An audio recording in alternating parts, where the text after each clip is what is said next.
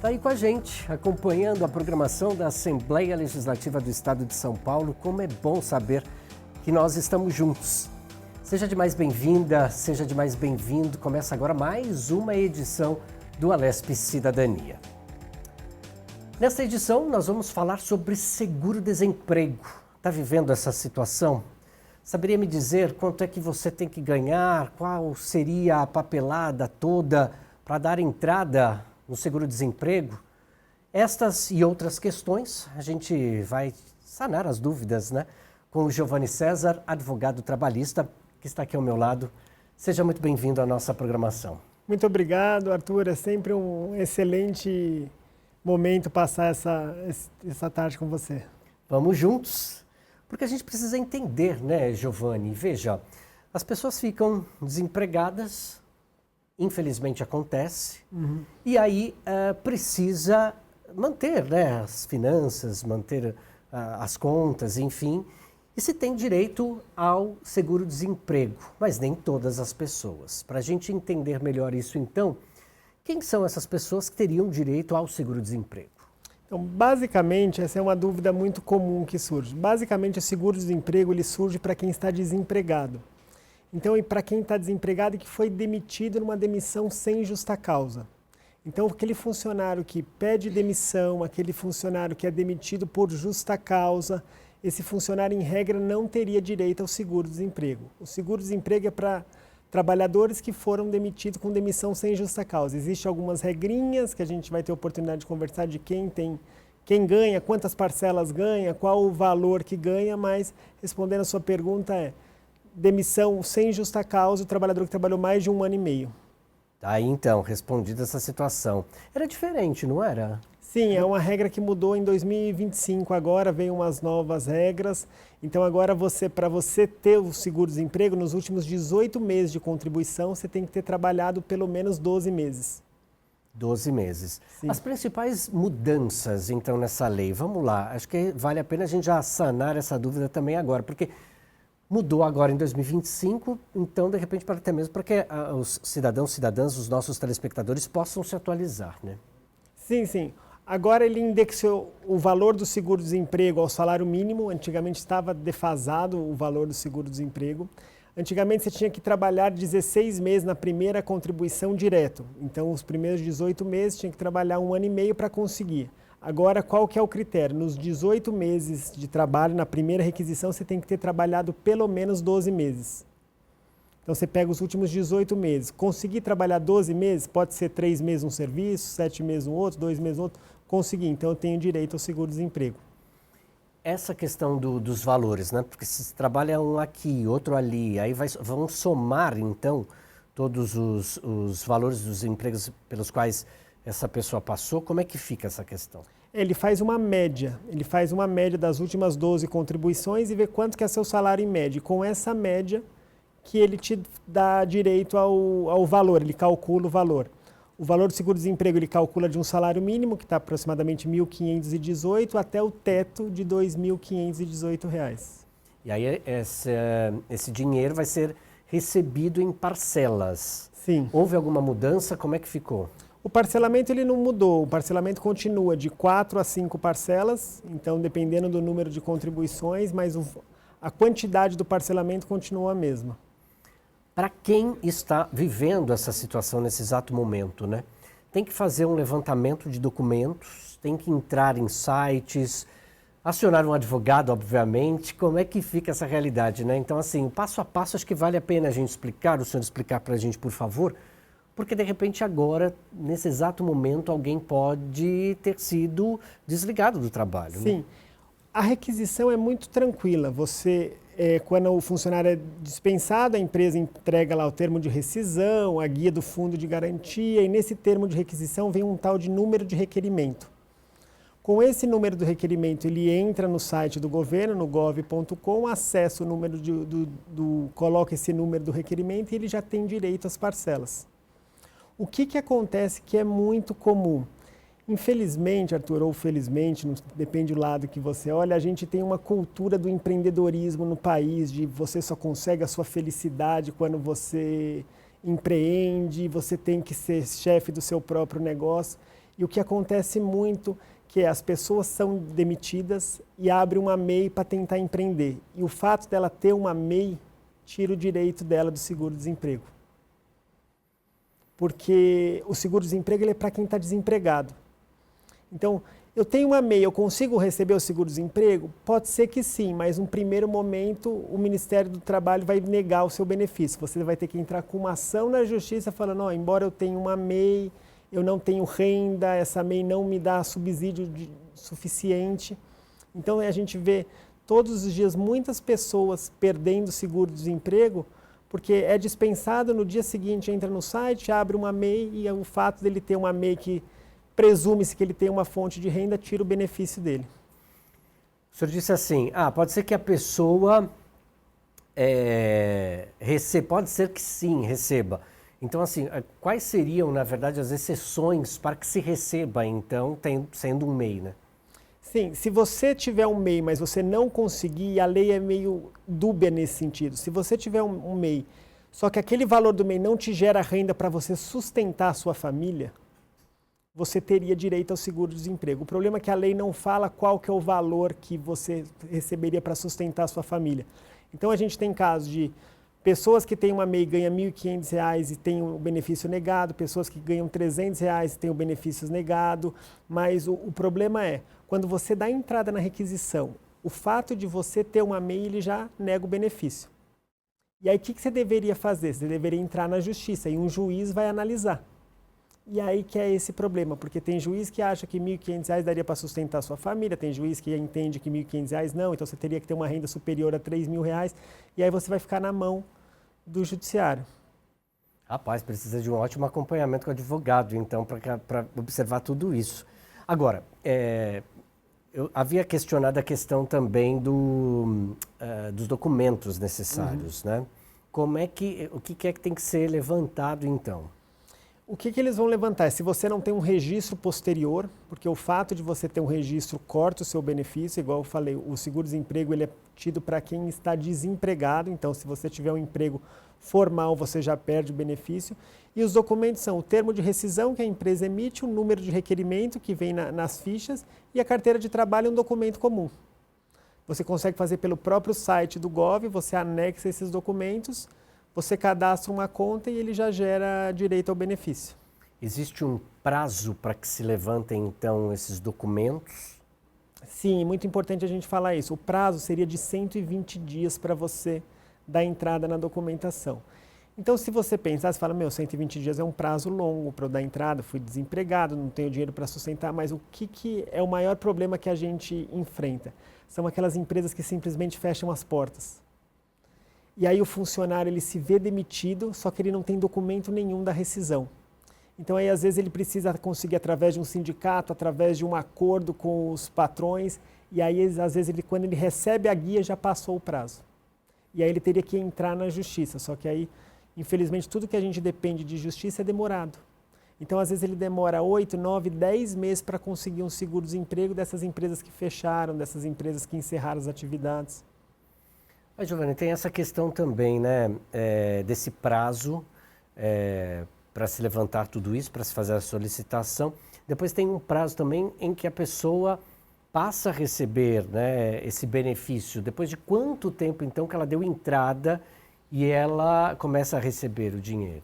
Então, a partir do momento que dá entrada, agenda-se para 30 dias. Esse prazo costuma ser respeitado. Deu entrada, a documentação está tudo certinho, 30 dias, até 30 dias você começa a receber a parcela. Importante a gente mencionar que não precisa ser numa conta da Caixa, Banco do Brasil, pode ser numa conta corrente do próprio funcionário. E se estenderá por quanto tempo esse benefício? O benefício ele pode ser de 5 a 6 meses.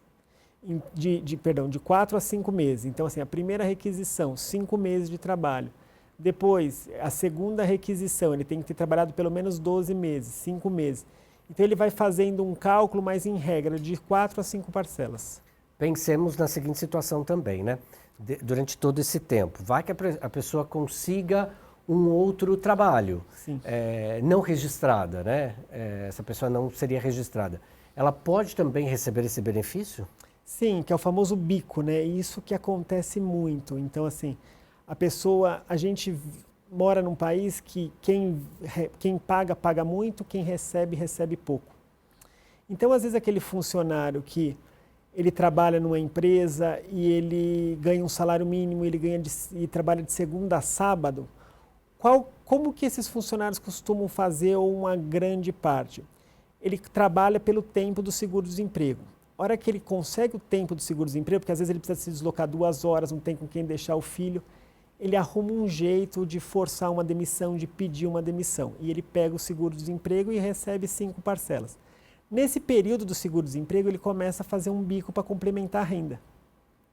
Então, ele recebe o seguro-desemprego e faz esse bico para complementar a renda. Quando chega no final do seguro-desemprego, está terminando, ele consegue uma recolocação, entra em outra empresa e faz o mesmo processo. Trabalha 1 ano, 1 ano e meio, consegue passar o período de carência, força uma demissão, consegue o seguro-desemprego e tem famílias e famílias que vivem nesse sentido. Então, o fato de você fazer um bico não tira o direito de você receber o seguro-desemprego, desde que esse bico seja esporádico, não seja um valor muito elevado. Além dessa situação, né, existem outras em que seria negado o processo e quais seriam elas, né? Seria negado o seguro-desemprego? Sim, sim. Se você foi demitido por justa causa, esse benefício é negado. Se você recebe um outro auxílio de benefício continuado, por exemplo, um Bolsa Família, esse benefício é negado para você.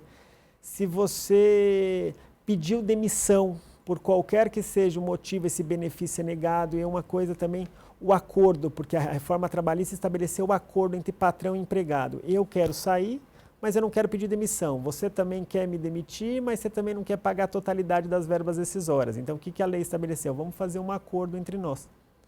Esse acordo você tem direito a todas as parcelas rescisórias, metade do seguro, metade da multa do fundo de garantia, mas o seguro-desemprego você não consegue. Então, para o trabalhador CLT, a única forma dele conseguir o seguro-desemprego é demissão sem justa causa ou a rescisão indireta numa possível ação da Justiça do Trabalho. Eu estou pensando aqui numa situação, talvez, não sei se é uma... Enfim, vamos ver. Suponhamos, né? Como é que se encaixa, por exemplo, as pessoas que trabalham dirigindo carros por aplicativo? Porque elas não são registradas. E como é que fica essa função, por exemplo? De qualquer forma, ela tem ali como comprovar que ela trabalhava, etc e tal. Sim, sim. É uma excelente pergunta, porque assim... o seguro-desemprego ele é tido para quem é trabalhador com os requisitos do artigo 3º da CLT. Se você tem uma empresa, um MEI, uma empresa unipessoal, você não deixa de ser um trabalhador, mas você não estaria enquadrado nas previsões do seguro-desemprego. Então, isso é uma discussão que a gente tem muito grande na Justiça no seguinte sentido. Ele é um trabalhador, ele tem os mesmos requisitos de trabalhador, amanhã ele é dispensado de uma plataforma do Uber, ele não teria direito. Amanhã ele sofre um acidente, ele não teria direito a nenhum auxílio previdenciário. Por quê? Porque como ele é um MEI, entende-se que ele é o senhor do próprio negócio, que ele é um microempresário, que ele assume os riscos do negócio. E a gente sabe quando na prática ele é um trabalhador igual a tantos outros. Existem exemplos, de repente, palpáveis, até mesmo para que a gente possa entender. Já aconteceu isso, por exemplo, um motorista de aplicativo, ou de repente alguém que está ali trabalhando, suponhamos, né, um motoboy que vai fazer entrega. Sim, sim, esse é o fenômeno que a gente chama na justiça de pejotização. Então, o que acontece muito, por exemplo, eu tenho uma empresa e eu preciso contratar um motoboy, por exemplo. Só que se eu contratar um motoboy, isso vai me dar um custo muito grande, porque eu teria fundo de garantia, teria que pagar férias, teria que pagar seguro-desemprego, teria que pagar todos os encargos previdenciários. E eu registro esse motoboy, eu falo, ó, você vai trabalhar aqui comigo, segunda a sexta, só que você vai ser um PJ. Ele abre uma pequena empresa e trabalha comigo, né, por 2, 3 anos. Então, depois de 3 anos, eu chego para ele e falo, ó, não deu mais certo, obrigado. Como ele é um PJ, ele não vai receber as verbas rescisórias, ele vai receber só o quê? Só o saldo do salário, só os dias trabalhados. Não vai ter amparo nenhum da Previdência, ou seja, ele não vai receber um seguro-desemprego.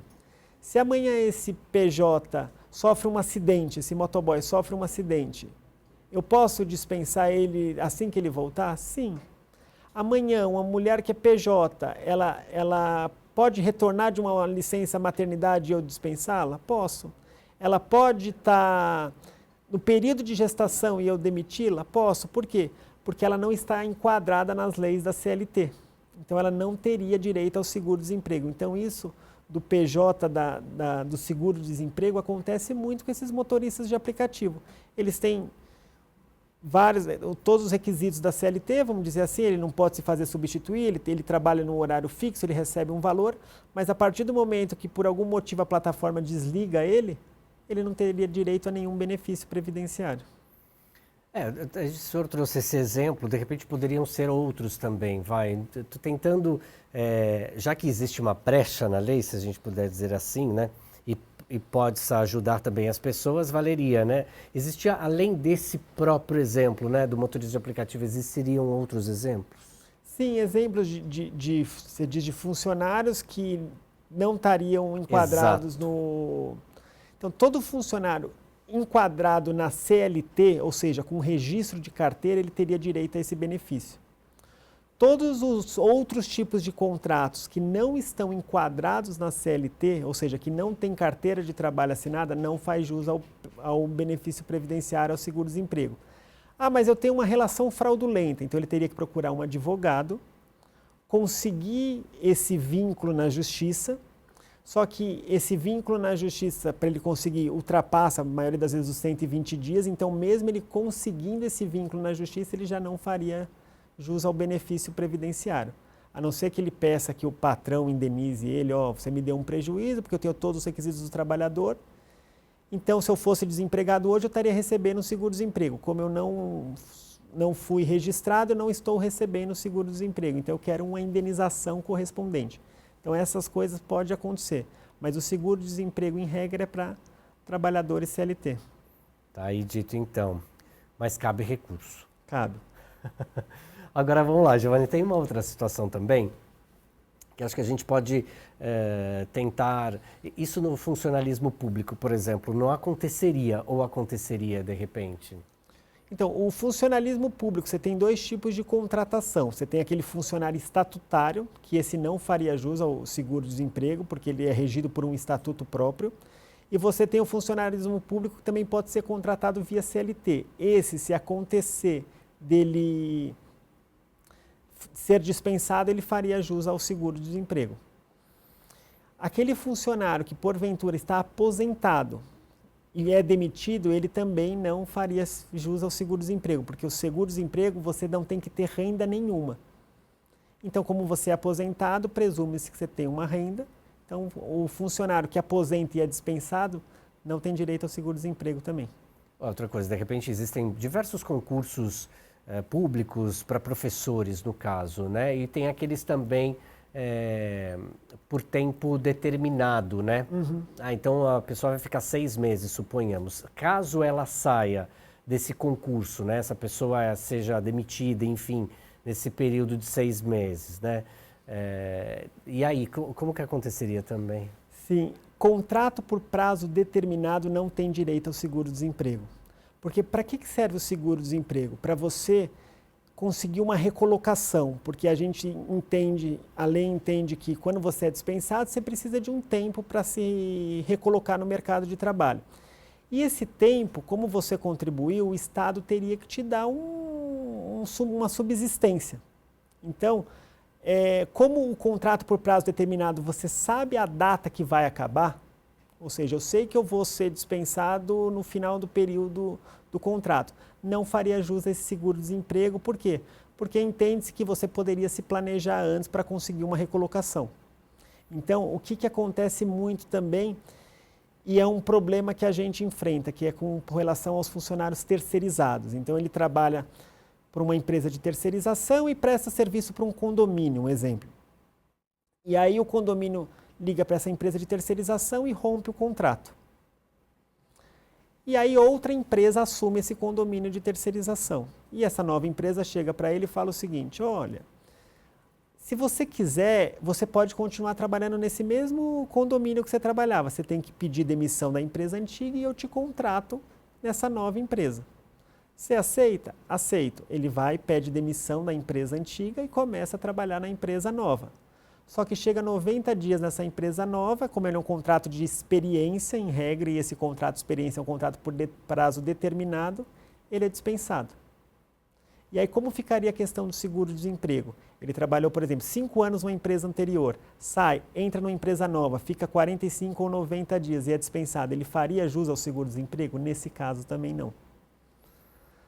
Por quê? Que desafio, sim. Porque ele teria o último contrato dele, foi um prazo determinado. Então ele pediu demissão da primeira empresa, ele já não faria jus ao seguro-desemprego. Entra numa segunda empresa com contrato de prazo determinado e esse contrato é rompido, ele também não faria jus ao seguro-desemprego. Então qual que é o cuidado que ele tem que ter? Para ele pedir pelo menos uma garantia que ele vai continuar, ele tem que estar muito certo que a empresa que está entrando que é uma empresa boa. Porque senão é melhor ele continuar na empresa antiga, porque além dele pedir demissão na empresa antiga, e a gente sabe quando você pede demissão de uma empresa, desconta-se aviso prévio, banco de horas, então você sai com uma série de descontos, porventura você sai até com a rescisão zerada, ou seja, você trabalhou 5 anos e sai com uma rescisão zerada, entra numa empresa nova e sai no período de experiência, é um dano gigantesco na vida e na finança desse trabalhador. Você está dando esse exemplo, aí eu estou tentando aqui também imaginar uma outra situação. Veja, não sei se eu estou errado aqui na ideia, mas vamos lá, você vai me ajudando, vai me ensinando, por favor. Então, suponhamos, o funcionário ele é terceirizado, ele presta serviço numa determinada empresa. Aquela determinada empresa não quer mais esse funcionário. Então, ele presta serviço para aquela empresa não quer mais. Como ele está lotado ali, mas ele é funcionário da outra empresa, se essa outra empresa decidir colocar esse funcionário num outro local, entende? Como é que fica isso? Esse é um problema que a gente enfrenta muito, porque ele tem um contrato com a empresa prestadora de serviço e ele é sublocado em outra empresa. A empresa liga e fala, não quero mais esse funcionário por M motivos. E aí começa aquela guerra de demissão, porque a empresa recolhe ele para o posto. Então a empresa chega e fala o seguinte, agora você vai trabalhar e às vezes indica para ele um posto do outro lado da cidade. E aí ele chega e fala, eu não consigo chegar lá, mas o seu contrato fala que você tem que trabalhar nesse local. Não, mas eu trabalho há 5 anos aqui. Não, mas o contrato não estabelece prazo. E aí começa aquela guerra para ver quem vai demitir, quem cede primeiro. Porque ele vai começar, porventura, faltar, chegar atrasado, vai ser um funcionário desmotivado e a empresa, por outro lado, também não quer demitir, porque criou-se no nosso país que a demissão sem justa causa é um prêmio. Então, o funcionário também, às vezes, ele se vê no direito de ser demitido. Ele fala, não, mas eu não vou abrir mão de tudo. A empresa também não quer demitir porque é um gasto desnecessário e a gente vive numa realidade que as contas da empresa são muito apertadas, são muito justas e às vezes uma demissão fora de programação acaba com o fluxo de caixa de uma pequena empresa. E aí começa essa briga de foice para ver quem cede primeiro, se a empresa demite antes ou o problema é caçar uma justa causa ou se o funcionário não aguenta e pede demissão. Se o funcionário pedir demissão, não recebe o seguro-desemprego. Se a empresa demiti-lo, sem justa causa, ele recebe. Só que às vezes a empresa demite ele por justa causa. Por quê? Porque coloca ele num posto longe, por exemplo, e ele falta. Então ele recebe uma advertência, suspensão, uma desídia, uma justa causa. Então essa é uma relação muito comum no nosso judiciário, muito comum dessa briga a empresa está me forçando a pedir demissão porque a empresa sabe que eu faço faculdade à noite e me colocou num horário à noite. Então, como que fica essa situação? Então, é uma relação muito complicada. Haja diálogo, haja conversa. Muito bem. A gente vai fazer um intervalo, Giovanni, rapidinho a gente volta. É só o tempo de a gente tomar uma água aqui. E o nosso telespectador também. A gente volta em instantes. Até já.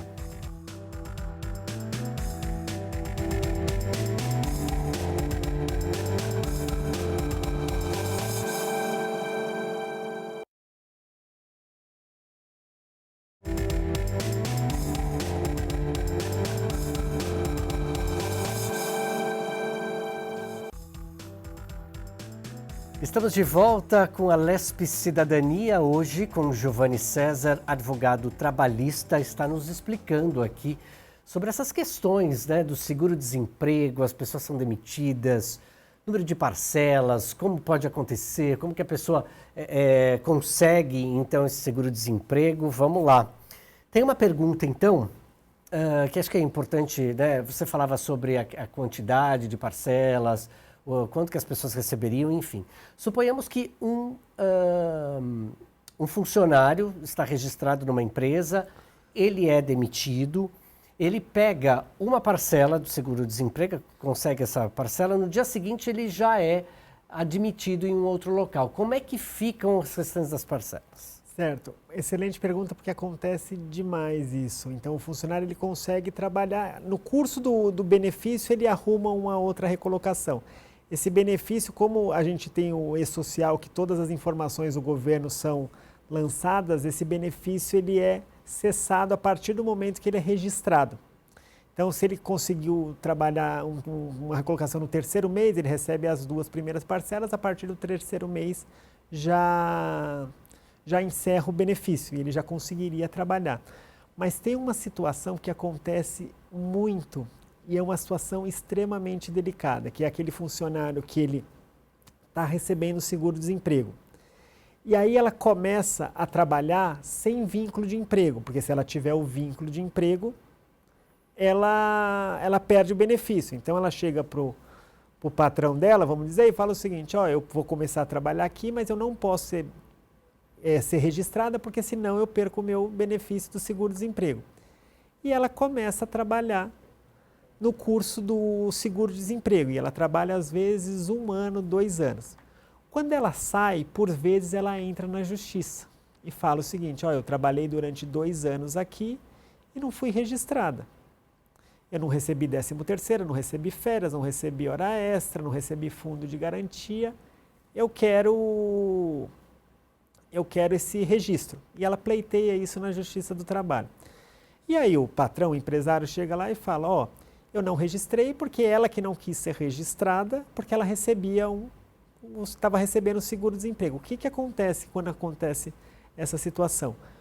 O empresário é obrigado a registrar ela durante todo o período, então o período do dia que ela entrou até o dia que ela saiu, só que o juiz de imediato expede-se um ofício ao Ministério do Trabalho e ela tem que devolver todas as parcelas que ela recebeu enquanto ela trabalhava. Por quê? Porque isso não deixa de ser uma fraude. O seguro-desemprego ele é feito para desempregado. A partir do momento que você está trabalhando, você não teria direito. Então, quando acontece uma situação dessa, ela recebe as verbas rescisórias dela, mas, por outro lado, ela tem que pagar, às vezes, 4, 5 parcelas do seguro-desemprego. Vamos supor uma situação aqui também, Giovanni. Já explicou para a gente lá no bloco anterior, mas vamos recapitular. Como que é calculado esse seguro-desemprego? Certo. O seguro-desemprego ele tem um cálculo um pouco complexo, que ele varia de R$ 1.518 até R$ 2.564.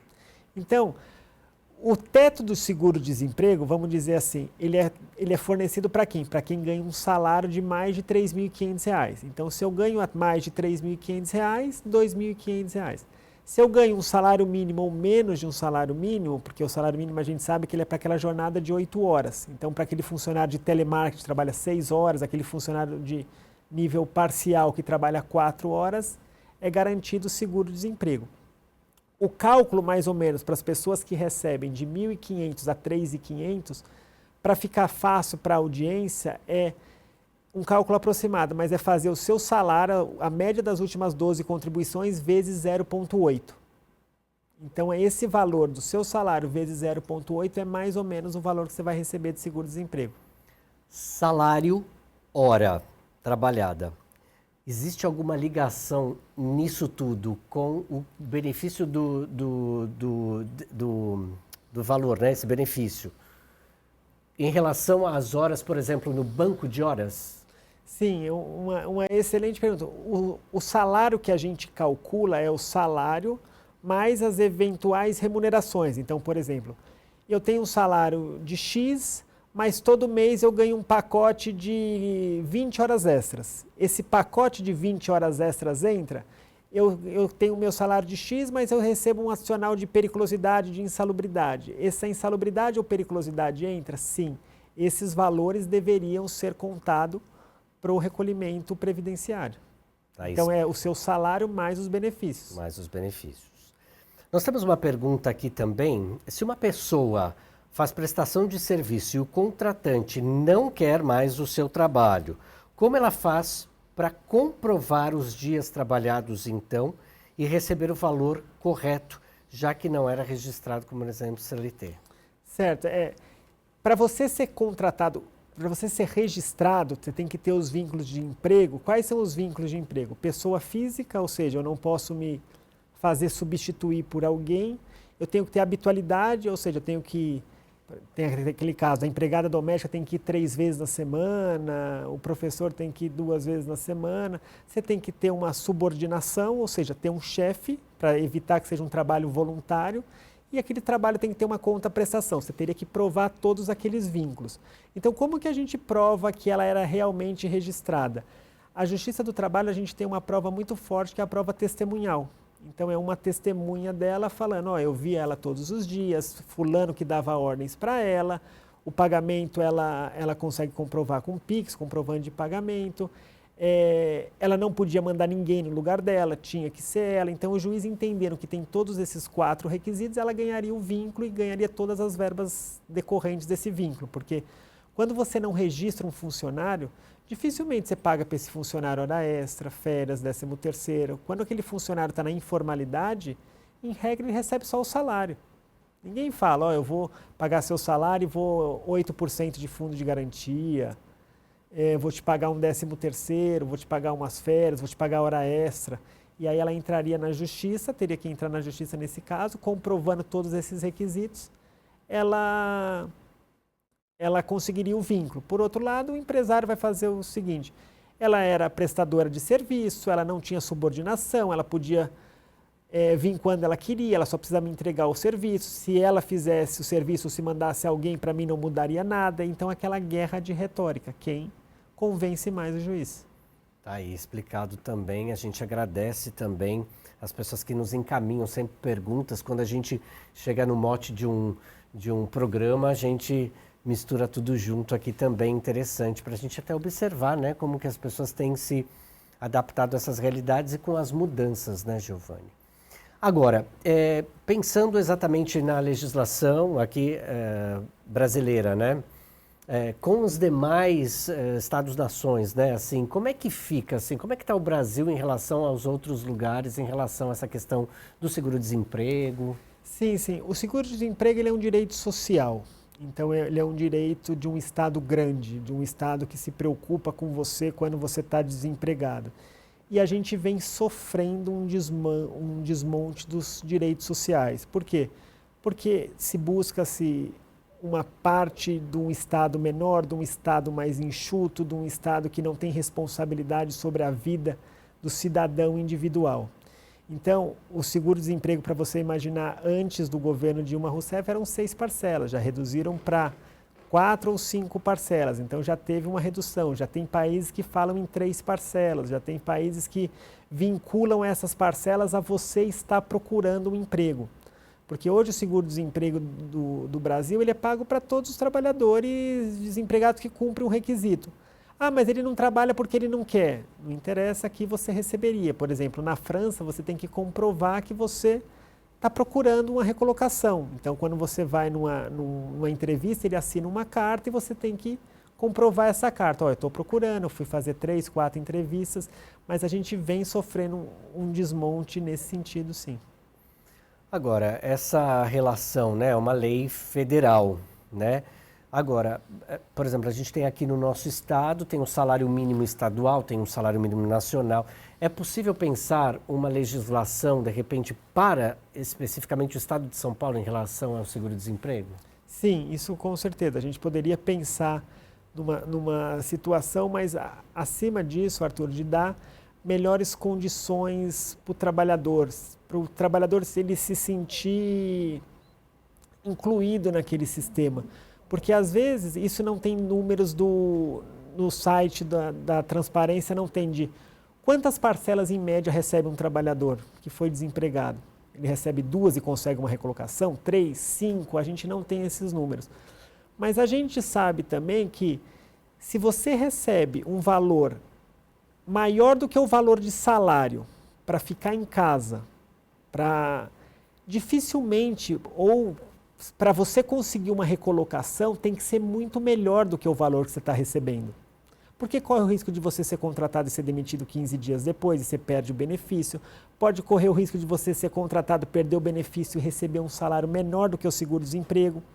Então, assim, eu ganho R$ 1.500 de seguro-desemprego e eu consigo uma recolocação no telemarketing e eu vou trabalhar 6 horas. O trabalho do telemarketing, 6 horas, ele paga em média ali R$ 1.100, R$ 1.200. Então, você perderia um benefício que te paga R$ 1.500 para conseguir uma recolocação de R$ 1.100 para trabalhar 6 dias na semana, para andar 2 horas de carro. Dificilmente alguém faria essa opção. E essa é a realidade do país. Dificilmente alguém faria essa opção. Então, como que as pessoas trabalham? Ela espera o seguro-desemprego estar quase acabando e aí sim ela consegue uma recolocação. Ela dificilmente pega uma recolocação no meio, a não ser que sejam salários maiores, mas nessas condições. Então, poderiam mudar a estrutura das leis, dar melhores condições para o funcionário trabalhar, ter postos de trabalho mais perto da sua casa.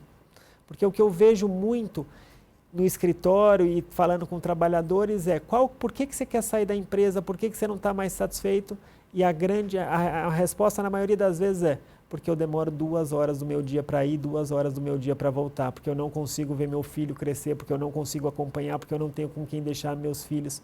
Então, o seguro-desemprego é um problema, mas a questão que envolve o trabalho é uma questão muito mais ampla. Isso a gente conseguiria resolver mais facilmente do que precisar de uma lei federal.